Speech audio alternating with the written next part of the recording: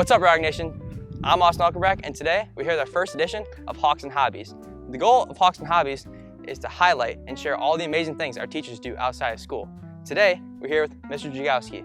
Yeah, Austin came to me and was like, hey, what kind of hobbies do you have and what do you do outside of school, knowing that all the teachers just don't live in their classrooms?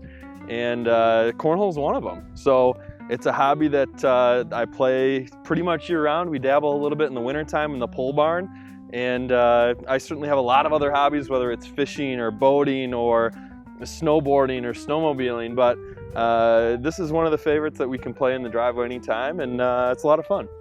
First, we're gonna play a little warm-up game. We're gonna ask some questions to Mr. Jagowski and get warmed for our real game. So what inspired you to take up this hobby? Oh man, I've been playing for a little while now.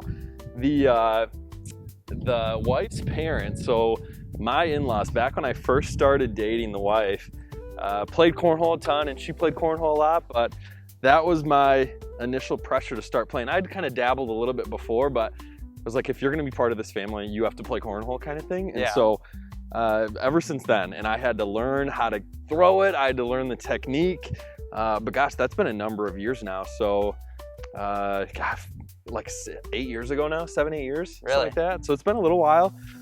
Before then I was terrible, right? Like that would be like a good toss for me, versus now I can hit the board pretty consistently, which is nice. Yeah. So yeah, it's been a little while, and so that's my inspiration. But it's a good way to get that competitive streak out too, and battle against somebody, even if it's kind of casual in the driveway, there's still that battle, which is fun. What do you love most about this hobby or playing cornhole? Oh, what do I love most?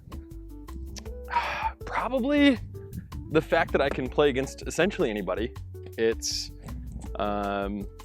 competition, and then I think what else is really cool is I'll be able to play this. I'll be able to play this forever. I could see myself playing in my 70s, right? I think that's really great. I like the fact that it's never the exact same, and there's this challenge that, well, it's kind of like golf too, one of my other hobbies, that you can shoot a perfect round, but yet you're still missing the hole, right? Yeah. You're not gonna go golf and only shoot 9 shots on 9 holes, right? Like you're gonna shoot par maybe, which isn't perfect because you didn't get hole-in-ones on every hole. Yeah. Same thing here. Like I can play well, but still not get the bag in the hole every single time. And you know, we watch it online too, and the pros miss. And so it's like, if I miss, oh well, okay, can I get better next time? And can I constantly work on my technique? I think that's pretty cool too. This is kind of fun. Yeah. So what's a great cornhole experience or memory that you have? Oh man. The first would be like actually learning how to play. It was one of my in-laws' friends that actually taught me some sort of a semblance of an actual throw with like the stance, which we kind of stole the stance from watching pro cornhole on TV too. Yeah. But in how to hold the bag and in the whole, it's not just toss it in granny style, right? Like there's an actual technique to it, which works some of the time. So learning how to play would be one. But I think, like when I think of cornhole, it consumes our family's lives. For like 3 weeks in the summer, we host an annual cornhole tournament. Oh. Yeah, and we're trying to break 100 people next year. So this is gonna be the 4th annual. This was the 3rd annual. Okay. Yeah, and we go all out with tents, and we serve a meal, and there's 12 boards set up. It gets pretty wild. Yeah. So I mean, we don't have 12 boards. We have a couple of nice sets of boards of our own, but we're borrowing ours, some from the in-laws, and some from their neighbors, and some from our friends, and some from the owners of Casey's and the owner of other businesses. And so we do take a little bit of a cut at the door, but that cut that we take, because it's just a cheap buying of $5, we invest into the food that we serve. We get a porta potty rental. We upgrade our scoreboards and the bags every year and things like that. So it really consumes our lives. I mean, it's 3rd Saturday in July every year, cornhole tournament. It gets pretty crazy. Wow. Yeah. So for the people who don't know much about cornhole or don't watch cornhole, what makes a good, nice cornhole bag compared to your cheap one you can find at your everyday store? Yeah, well, that's a good question. First of all, like the way you're holding it, right? There's a difference to the sides of these bags. I have what's called a Cyclone versus, I think you have a Cyclone as well, but it's a custom Cyclone that we actually got as a wedding gift. The Cyclones are like an entry-level pro bag where it's not like a cheap burlap. So the really cheap ones are a material that's pretty thick and coarse. Like I should say cheap, but still something you could use in a tournament. And it slides easily, and it's the same on both sides, but doesn't quite give you the ultimate control, right? You want that. So you start to upgrade into these Cyclones and different bags beyond that have like a sticky side and a slide side, where you can start to tailor your throw to what you want the bag to do, whether you want to air mail it and kind of drop it in, or if you want to slide it onto the board. You can really do some fancy things with it. And then it's a matter of how you throw it too. So when you have the fancy bag, you can, with the different types of throws, people will hold it and people will weight the bags into the corners or just into the edges, which is kind of wild. But it's to the point now where if there's bags that are like super dusty or like the cheap Meyer, I can't even use them. Yeah. We have to have a bag that at least has a sticky side and a slide side. At least that. If you have that, I'm fine. Throws off your game. Yeah, absolutely. So how do you see this hobby like fitting into your future and as you grow? Gosh, the nice thing first off is that I think I'll just be involved, right? Like I think I can play cornhole, like I mentioned earlier, for life. It really can be a lifelong sport. I can already look forward to teaching my daughter Amelia how to play cornhole in a few years, like buying a little mini set maybe, or just teaching her how to throw it from a close distance. That'll be really cool. But then I don't know, that tournament, I think it'll be interesting to see what that turns into. Yeah. Like how many years are we gonna keep it going? How big could it get? So I see that, obviously, like we're already planning the 4th annual, and that'll be interesting to see what 5 or 6 could look like if it keeps growing. But again, I think it's just cool how we can always compete in the driveway or in the pole barn any time of year, and I can do it in my 40s, 50s, 60s, 70s on up, and that's really cool too. Yeah, definitely. Oh, dang it. I was really hoping that was gonna go in. Like, that would've been a nice capstone.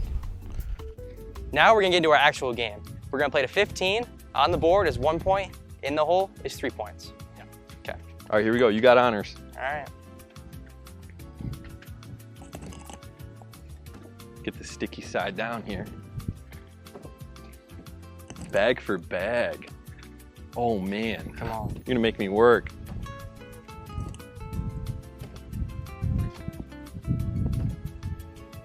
Shoot, I need you as my partner for this. Oh! For our tournament. Oh, help me out a little bit. All right, you're up 3-0. You got it. Ah. Open the door for me. Oh, a little backboard for us. Come on now. Oh no. Slid it right off the back. A little strong. Come on. That's a good bag. 8-0. 8-0. Should I like tone it down? Kind of start You sucking. should just start missing. Like, let me come back or something. Oh. I'll start sucking. We should at least keep it close. What's the score right now? 8-0. Like, we at least got to keep it close. All right. 8-0. Actually, just go for it. I'll see what I can do. All right.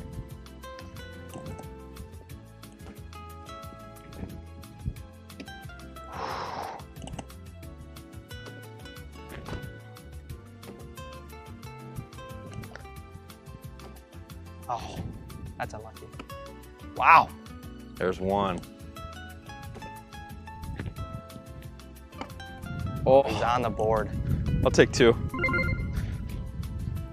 8-2. You got it.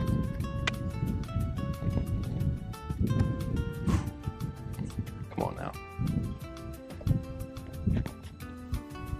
Oh.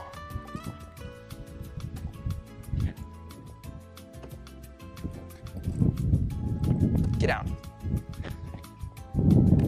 Oh, Come on now. get up there. Oh, I'll take you for more. Dang it. What'd I get you for there, actually? I want to say 4. Did I? Plus.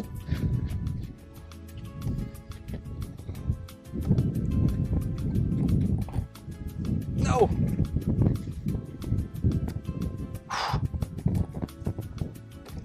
There we go. Push that in for me, would you? I hate blockers. Oh, there we go.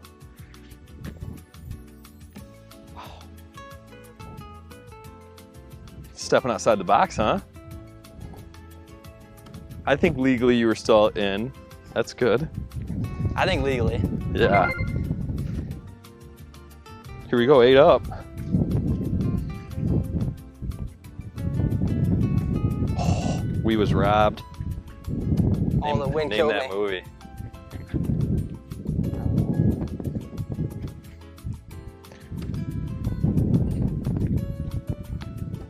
Oh, I needed that one.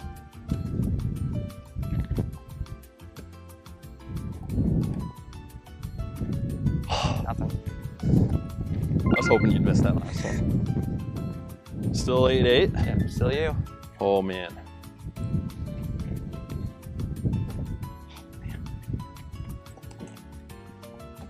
Oh, come on.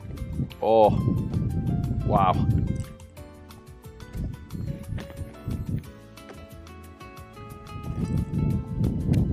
Thank you.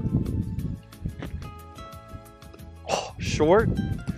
Oh no. It's 13-8. Oh, the bad opening bag. Left it open. Oh, I can't capitalize. Oh man, thank Yikes. you. 2 bags to 2 bags, here we go. Wide open board. And then I do that? Oh, okay. You are. I That's got lucky unbelievable. there. I didn't think it was gonna curve back. I don't like this. Oh.